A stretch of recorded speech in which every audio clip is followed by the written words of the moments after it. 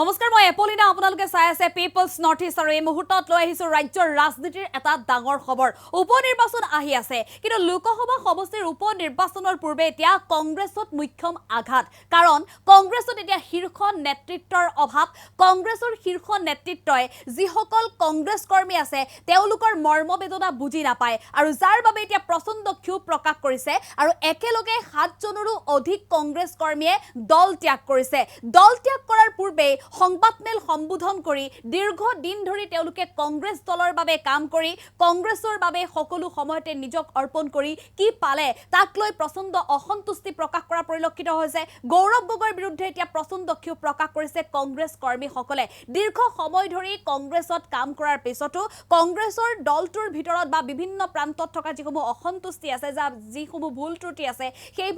সেইবিলাক আগবঢ়াই দিবলৈ যোৱাৰ পিছতো কোনো ধৰণৰ গুৰুত্ব প্ৰদান নকৰাৰ বাবে শীৰ্ষ নেতৃত্বৰ বিৰুদ্ধে এতিয়া প্ৰচণ্ড ক্ষোভ প্ৰকাশ কৰি এনেধৰণে কংগ্ৰেছ দল ত্যাগ কৰিছে 7 জনৰো অধিক কংগ্ৰেছ কৰ্মীয়ে একেলগে এতিয়া কংগ্ৰেছ কৰ্মীৰ দল ত্যাগৰ খবৰে লোকসভা নিৰ্বাচনৰ প্ৰাক মুহূৰ্তত এতিয়া কংগ্ৰেছলৈ নমাই আনিছে কংগ্ৰেছ দলটোলৈ নমাই আনিছে অশনি সংকেত লৈছো এই মুহূৰ্তত পিপলছ নৰ্থ ইষ্টৰ দৰ্শকৰ বাবে এই খবৰ মোহভংগ হৈছে কংগ্ৰেছ কৰ্মীৰ দলটোৰ প্ৰতি এতিয়া কোনো ধৰণৰ মায়া মোহ নোহোৱা হৈছে কংগ্ৰেছ কৰ্মীসকলৰ গৌৰৱ গগৈৰ বিৰুদ্ধে প্ৰচণ্ড ক্ষোভ প্ৰকাশ কৰিছে কংগ্ৰেছ নেতাই উপনিৰ্বাচনৰ পূৰ্বে কংগ্ৰেছত উঠিছে পদত্যাগৰ জোৱাৰ কংগ্ৰেছৰ শীৰ্ষ নেতৃত্বৰ অভাৱ হৈছে কংগ্ৰেছ দলত এতিয়া শীৰ্ষ নেতৃত্বৰ অভাৱ হোৱা বুলি অভিযোগ উত্থাপন কৰিছে এপিচিচি আৰু এআইচিচিৰ নেতাই ৰাজহাৰ ভাঙিছে দলটোৰ নেতৃত্বই সাধাৰণ কৰ্মীৰ মৰ্মবেদনাক গুৰুত্ব নিদিয়ে কংগ্ৰেছৰ যিসকল শীৰ্ষ নেতৃত্ব আছে তেওঁলোকে যিসকল সাধাৰণ কৰ্মী আছে তেওঁলোকৰ মৰ্মবেদনাক গুৰুত্ব নিদিয়ে দলৰ সাংবিধানিক দিশৰ পুতৌজনক অৱস্থাৰ আৰত হৈছে কংগ্ৰেছৰ চিপ্ৰাং নীতি আৰু নগাঁও লোকসভা সমষ্টি উপনিৰ্বাচনৰ প্ৰাক মুহূৰ্ততে কংগ্ৰেছত উঠিছে তীব্ৰ খহনীয়া একেলগে 7 কংগ্ৰেছীৰ দল ত্যাগ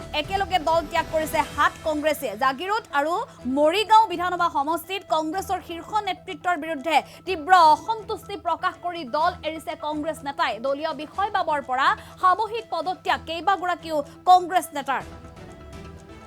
দলীয় বিষয়বাব ত্যাগ কৰিছে মৰিগাঁও জিলা কংগ্ৰেছৰ সাধাৰণ সম্পাদক শামছুদ্দিন আহমেদে সংবাদমেল সম্বোধন কৰি ইতিমধ্যে প্ৰকাশ কৰিছে এই কথা মায়ং ব্লক কংগ্ৰেছৰ সভাপতি দীপক মেধিও এৰিছে কংগ্ৰেছ দল ভোৰবন্ধা ব্লক কংগ্ৰেছৰ সভাপতি প্ৰবীণ শইকীয়ায়ো দল ত্যাগ কৰিছে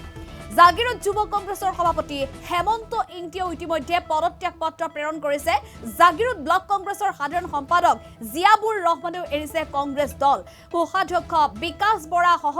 আন এজন কংগ্ৰেছ নেতা মায়ং ব্লক কংগ্ৰেছৰ সম্পাদক শাহজাহান আলীয়েও দল ত্যাগ কৰিছে আৰু ইতিমধ্যে এপিচিচিৰ সভাপতিলৈ প্ৰেৰণ কৰিছে পদত্যাগ পত্ৰ আমি পুনৰ জনাইছো এই মুহূৰ্তত ডাঙৰ খবৰ ৰাজ্যৰ ৰাজনীতিৰ এয়া ডাঙৰ খবৰ যি সময়ত শাসকীয় দলৰ বিৰুদ্ধে বৃহৎ প্ৰত্যাহ্বান হিচাপে থিয় হ'বলৈ কংগ্ৰেছ দলে এক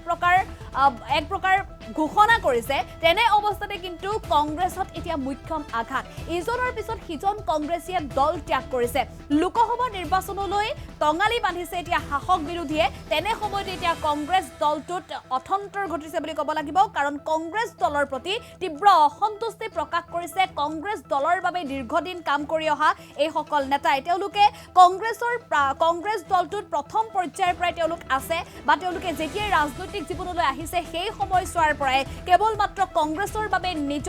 নিজক অৰ্পণ কৰি আহিছে কিন্তু তাৰ পিছতো এইসকল কংগ্ৰেছ কৰ্মীৰ যি মৰ্মবেদনা আছে তেওঁলোকৰ কথা চিন্তা নকৰে একাংশ কংগ্ৰেছৰ শীৰ্ষ নেতাই এআইচিচি আৰু এপিচিচিৰ যিসকল শীৰ্ষ নেতা আছে এই লোকসকলৰ বাবে কংগ্ৰেছৰ এই সাধাৰণ কৰ্মীসকলৰ আজি ৰাজহাৰ ভঙা বুলি মন্তব্য কৰিছে আৰু কংগ্ৰেছৰ যি সাংবিধানিক দিশৰ বৰ্তমান পুতৌজনক অৱস্থা তাৰ বাবে দায়ী কোন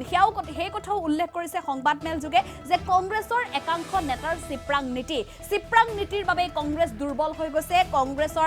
কংগ্ৰেছৰ দুৰ্দিন নামি আহিছে গতিকে এনে অৱস্থাত কংগ্ৰেছৰ সংগত নথকা বুলি ইতিমধ্যে স্পষ্টভাৱে উল্লেখ কৰি দল এৰিছে 7 জনৰো অধিক কংগ্ৰেছ কৰ্মীয়ে সংবাদমেল সম্বোধন কৰি ইতিমধ্যে তেওঁলোকে কংগ্ৰেছ দল ত্যাগ কৰাৰ কথা মুকলিভাৱে ঘোষণা কৰিছে এপিচিচিৰ সভাপতিলৈও পদত্যাগ পত্ৰ প্ৰেৰণ কৰাৰ কথা মুকলিভাৱে ঘোষণা কৰিছে সদ্য দলত্যাগী কংগ্ৰেছ নেতাই আৰু এই মুহূৰ্তত আমি পুনে সংবাদমেলৰ মাজলৈ যাবলৈ চেষ্টা কৰিম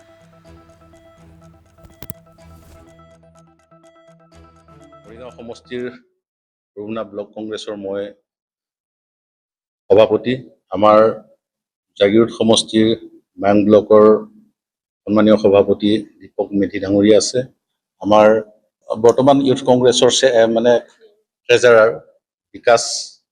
বৰা ডাঙৰীয়া আছে, ব্লক কংগ্ৰেছৰ বিকাশ বৰা ডাঙৰীয়া আছে। আমি আমাৰ ইউথৰ জেনেৰেল ছেক্ৰেটাৰী আছে, ব্লক ইউথৰ জেনেৰেল ছেক্ৰেটাৰী আছে আৰু অন্যান্য মেম্বাৰসকল আছে। আমি আজি সামূহিকভাৱে কংগ্ৰেছ দল ত্যাগ কৰাৰ সিদ্ধান্ত কৰিয়ে প্ৰেছ মিটটো আয়োজন কৰিছোঁ। সুদীৰ্ঘকাল কংগ্ৰেছ দল কৰি আছিলোঁ। জীৱনৰ আটাইতকৈ বহুমূলীয়া সময়খিনি আমি কংগ্ৰেছ দলক দিছিলোঁ। সেয়ে মৰ্মে কংগ্ৰেছ দলেও আমাক যথেষ্ট মৰমাদৰ কৰিছিলে আৰু যথেষ্ট সন্মানো দিছিলে।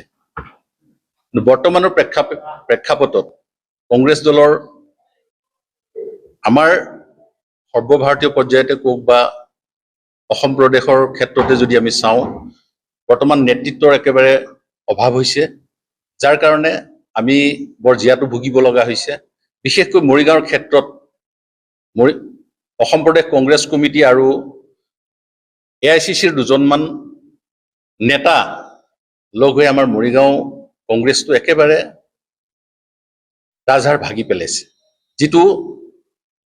আৰু বহুদিনলৈ মানে তাক পোন কৰাটো বৰ কঠিন অৱস্থা এটা হৈছে। আমাৰ ব্যক্তিগতভাৱে কাৰো ওচৰত ক্ষোভ নাই, কিন্তু সামগ্ৰিকভাৱে যদি চাওঁ, নেতৃত্বৰ ভুলৰ কাৰণে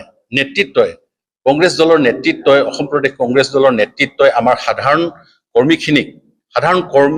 কৰ্মীখিনিৰ মৰ্মবেদনা, মনৰ কথাক তেওঁলোকে অলপো গুৰুত্ব দিব নিবিচাৰে। সেয়েহে মনৰ ক্ষোভত আজি আমি এই দলটো ত্যাগ কৰিবলৈ ওলাইছোঁ। আজি আনুষ্ঠানিকভাৱে মই ঘোষণা কৰিছোঁ, আমি কংগ্ৰেছ দলৰ প্ৰাথমিক সদস্যৰ পৰাও পদত্যাগ কৰিছোঁ। কংগ্ৰেছ দলৰ যোনটো নীতি আৰু আদৰ্শক আমি সমৰ্থন জনাই NSUৰ পৰা আৰম্ভ কৰি আজি জিলা কংগ্ৰেছৰ সাধাৰণ সম্পাদক, ইয়াৰ মাজত মই ইউথ কংগ্ৰেছৰো কাম কৰিছোঁ। আমি ব্লক কংগ্ৰেছত কাম কৰি পেলাই আজি জিলা কংগ্ৰেছৰ সাধাৰণ সম্পাদক হিচাপে কাৰ্যনিৰ্বাহ কৰি আছোঁ। আমি কেইবাৰো প্ৰতিনিধি হৈছোঁ। যিকি নহওক, এইখিনি হোৱাৰ পিছতো কিন্তু আগৰ যোনটো কংগ্ৰেছ আছিলে আৰু আগৰ কংগ্ৰেছৰ যোনটো নীতি আদৰ্শ আৰু বৰ্তমানৰ যোনটো কংগ্ৰেছ দলৰ যোনটো নীতি আদৰ্শ বহুত পাৰ্থক্য দেখা গৈছে। যে আপোনালোকে নিশ্চয় জানে যে কংগ্ৰেছ দলৰ যোনটো আমাৰ বৰ্তমানৰ প্ৰদেশ কংগ্ৰেছ কমিটিৰ যিসকল নেতৃত্ব লৈ আছে, আমাৰ জিলা কংগ্ৰেছৰে হওক, আমাৰ AICCৰ হওক, তেখেতসকলে কি হৈছে, আজি তেওঁলোকে আহিছে, আমাৰ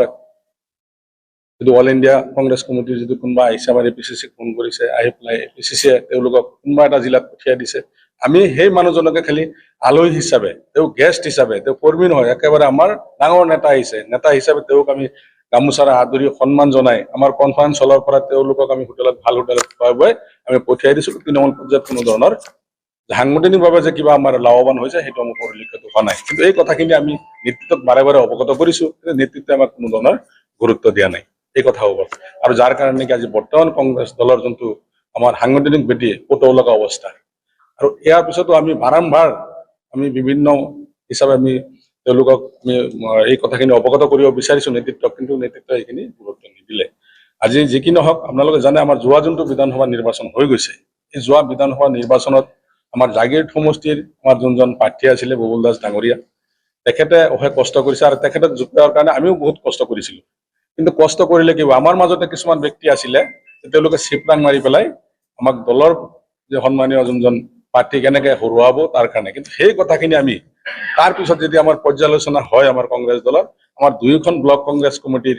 প্ৰস্তাৱ মৰ্মে লগতে আমাৰ যোনজন প্ৰাৰ্থী আছিলে সেই প্ৰাৰ্থীৰ তেওঁৰ লিখিতভাৱে আমাৰ জিলা পৰ্যায়ৰ APCCৰ সন্মানীয় সভাপতি মহোদয়ক আমি লিখিতভাৱে অভিযোগ দিয়াৰ পিছতো তেওঁৰ ওপৰত কোনো ধৰণৰ ব্যৱস্থা কৰা আজি পৰিলক্ষিত হোৱা নাই। আমি চাইছোঁ ইতিমধ্যে আমাৰ অসম প্ৰদেশ কংগ্ৰেছ কমিটিৰ সভাপতিয়ে বিভিন্ন জেগাত আমাৰ অনুসৰণমূলক ব্যৱস্থা লৈছে, কিন্তু আমাৰ মৰিগাঁও জাগিৰোডৰ ক্ষেত্ৰত সেই ব্যৱস্থাটো হোৱা নাই। গতিকে আমি চাইছোঁ যে এনেকুৱা যদি হৈ থাকে তেতিয়াহ'লে এনেই আমি মুষ্টিমেয় কেইজনমান মানুহ আজি আমাৰ জাগিৰোড সমষ্টিত কংগ্ৰেছ কৰি আছোঁ,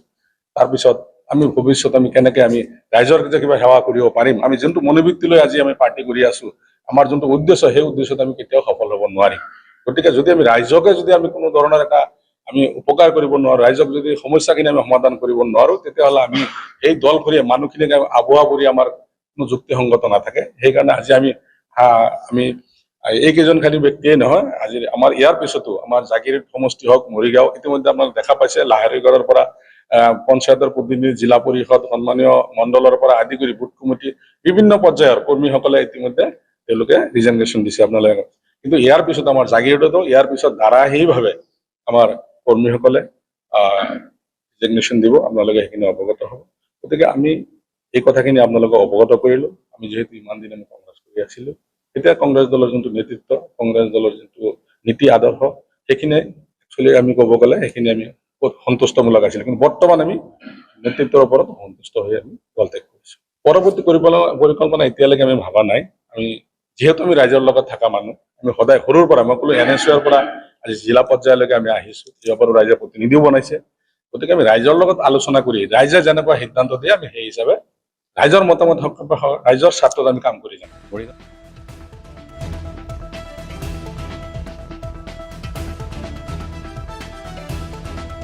যোৰহাট আৰু দাঁতিকাষৰীয়া অঞ্চলৰ গেষ্ট্ৰ ৰোগীসকলৰ বাবে সুখবৰ। যোৰহাটৰ CP হেল্থ ক্লিনিকত উপলব্ধ অভিজ্ঞ গেষ্ট্ৰ এন্ট্ৰলজিষ্ট।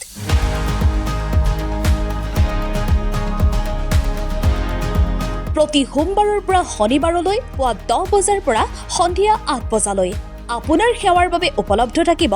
অভিজ্ঞ gastroenterologist doctor Rajiv Kumar Bora. পাচনতন্ত্ৰজনিত সকলো সমস্যা আৰু লক্ষণ যেনে acid reflux, GERD, irritable bowel syndrome, liver and pancreatic disease, ulcers, hepatitis আদি সমস্যাৰ বিশ্বাসযোগ্য সমাধানৰ বাবে আজিয়েই পৰামৰ্শ লওক ডাক্তৰ ৰাজীৱ কুমাৰ বৰাৰ। CP হেল্থ ক্লিনিকত এণ্ডস্কপি, কলনস্কপি আৰু চিগমইডস্কপি আদি আধুনিক প্ৰযুক্তিৰে ৰোগ চিনাক্ত কৰি পাচনতন্ত্ৰৰ উপযুক্ত চিকিৎসা কৰা হয়। যোগাযোগৰ ঠিকনা CP health clinic, Malowali, Jorhat. Phone number 9387114520 আৰু 9365582339।